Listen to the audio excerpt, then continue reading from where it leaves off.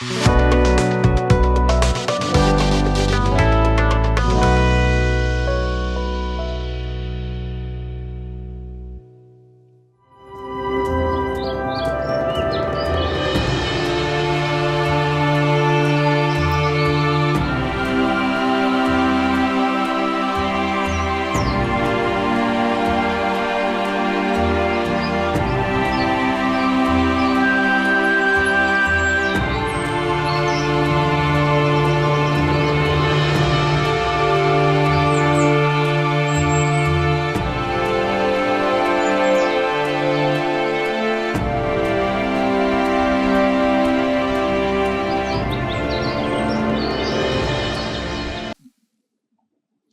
जीशु ख्रीस्ट अति बहुमूल्य नाम संपर्क इंडिया द्वारा प्रस्तुत कार्यक्रम नुआ सकाल आशा आज अध्याय मुझे स्वागत जनाऊँगी।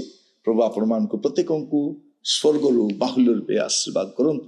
आज जो प्रसंग रे आम आलोचना करवा आलोच्य प्रसंग होची आपण घरे जागा अच्छी कि गोटे प्रश्न आपण घरे जागा अच्छी कि तो आपण घर गोटे दी महला घर ही पारे प्राचीर बेष्टित घर ही पारे छोट घर भी हो पारे बड़ घर भी हो पारे दी चार्टा भड़ा घर भी दी थाई पारती खाली मु पचारुछि आपण घरे जागा अच्छी एबे बड़ दिन माहौल आम घरे आमर जो पुओ झी मैंने बाहर रुहती चाकरी करती व्यवसाय करती से आसबे से जगह तैयारी करुछु এই রুমরে বড় বহু শোবে সে পরে সান পুଅ শোব এটি আমি শোবা এটি সি শোবে এটি কুণিয়া মানে শোবে হ্যাঁ সবু পাই গোটে জায়গা আমি বনাউছু উপরে ঘরটিଏ বনাউছু কিন্তু যୀଶୁଙ୍କ ଆପଣଙ୍କ ଘରେ ଜାଗା ଅଛି କି जो ଯୀଶୁଙ୍କର ଜନ୍ମଦିନ ଆମେ ପାଳନ କରୁଛୁ ସେଇ ଯୀଶୁଙ୍କ ପାଇଁ ଆମ ଘରେ ସ୍ଥାନ ଅଛି କି ଜାଗା ଅଛି ना जीसु को पुणी थे से चर्च रो से गुहाल घरे शुआइबा व्यवस्था कर लिखि दौरान बसा घरे ताहां स्थान नथिला से दिन स्थान नथिला आज स्थान अच्छी कि से दिन गुहाल कुंड शुआई आज भी गुहाल कुंड कि आपण घरे जगह अच्छी ना नहीं आज भी अनेक घरे जीसु स्थान ना अनेक जीवन एमती हो जाइए समस्त जगह अच्छी जीसु जगह नहीं देखु आप घर को अनेबे टीवी रखिबार गोटे जगह अच्छी फ्रिज रखिबार गोटे जगह अच्छी एसी लगाइबार जगह अच्छी खट जगह अच्छी सोफार जगह अच्छी जोता रखिबार जगह अच्छी आपण झाड़ू रखिबार जगह अच्छी बाल्टी रखिबार जगह अच्छी सबु गोटे गोटे जगह अच्छी किंतु आपण घरे जीसु जगह अच्छी कि ये बड़ दिन समय चिंता करते से दिन जगह नथिला लोक माने जगह दे पारे किंतु आज एत वर्ष पर जगह अच्छी आज जीशु आपण घरे आसवा चाहती प्रभु जीशु ख्रीस्ट आपण घरे रहा चाहती जगह अच्छी कि यहाँ मुझे पचारुछि आपण को पचारुछि सबु पाई तो जगह अच्छी जीशु जगह अच्छी प्रिय भाई एवं भौणी माने आपण मान को पचारिबा चाहे जीशु स्थान कौटी अच्छी जदि नाही आज तैयारी कर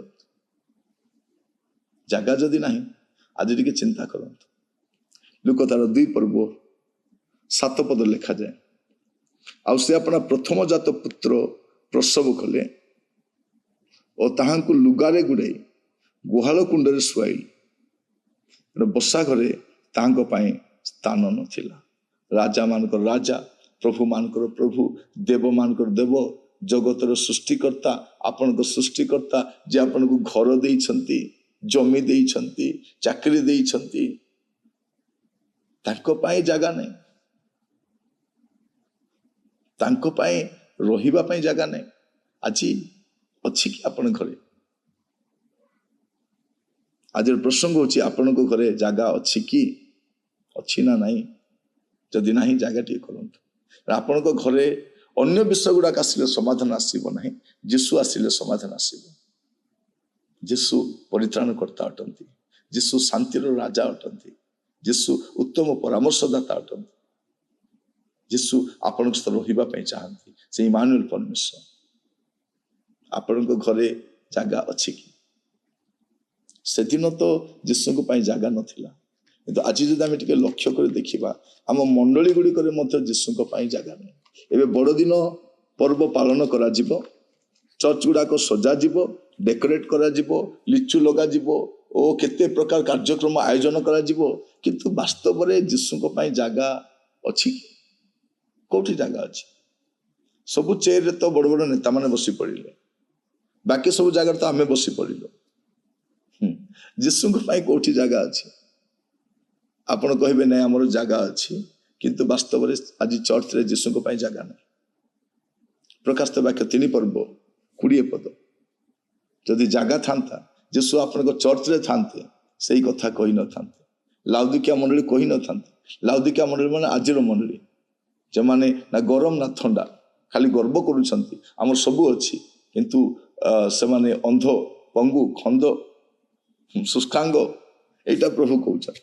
ଏମିତି ଗୋଟେ ଦୁର୍ଭାଗ୍ୟଶୀଳ ମଣ୍ଡଳୀରେ ଆମେ ବାସ କରୁଛୁ। ଏଠି କଣ ଲେଖାଯାଏ 3 ପର୍ବ ତାର 20 ପଦରେ, ଦେଖ ଆମେ ଦ୍ୱାର ନିକଟରେ ଠିଆ ହୋଇ ଆଘାତ କରୁଅଛୁ। କୋଉଠି? ଭିତରେ ନାହିଁ, ଭିତରୁ ଆଘାତ କରୁନାହାନ୍ତି, ବାହାରେ ଠିଆ ହେଇକରି। ଦେଖ ଆମେ ଦ୍ୱାର ନିକଟରେ ଠିଆ ହୋଇ ଆଘାତ କରୁଅଛୁ, ଯଦି କେହି ଆମର ସ୍ୱର ଶୁଣି, ମାନେ ତାଙ୍କର ସ୍ୱର ବି ଶୁଣି ପାରୁନାହାନ୍ତି, କାରଣ ଭିତରେ କୋଳାହଳ ଚାଲିଛି। ଆରାଧନା ନାଁରେ କୋଳାହଳ ଚାଲିଛି, କେବଳ କୋଳାହଳ, ନେତାମାନଙ୍କର କୋଳାହଳ, ସଭା ସମିତିର କୋଳାହଳ। ଏ କୋଳାହଳ ଭିତରେ କଣ ହଉଛି? ତାଙ୍କ ରୋଗ ଶୁଣି ପାରୁନା। ସେ କଣ କହୁଛନ୍ତି? ଦେଖ ଆମେ ଦ୍ୱାର ନିକଟରେ ଠିଆ ଆଘାତ କରୁଅଛୁ, ଯଦି କି ଆମର ସ୍ୱର ଶୁଣି ଦ୍ୱାର ଫିଟାଇ ଦେବ, ତାହେଲେ ଆମ୍ଭେ ପ୍ରବେଶ କରି ତାହା ନିକଟକୁ ଯିବୁ, ପୁଣି ଆମ୍ଭେ ତାହା ସହିତ ଭୋଜନ କରିବୁ ଓ ସେ ଆମ ସହିତ ଭୋଜନ କରିବୁ। ଆଜି ଭୋଜନ ଚାଲିଛି କିନ୍ତୁ ଯୀଶୁଙ୍କ ବିନା, ଆରାଧନା ଚାଲିଛି ଯୀଶୁଙ୍କ ବିନା, ପ୍ରଚାର ଚାଲିଛି ଯୀଶୁଙ୍କ ବିନା, ଆମେ କମ୍ଫର୍ଟେବଲ ଅଛୁ ଯୀଶୁଙ୍କ ବିନା, ଆଉ ବାହାରିଛୁ ବଡ଼ଦିନ ପାଳନ କରିବା। ଆମର ଘରେ ଜାଗା ନାହିଁ, ଆମର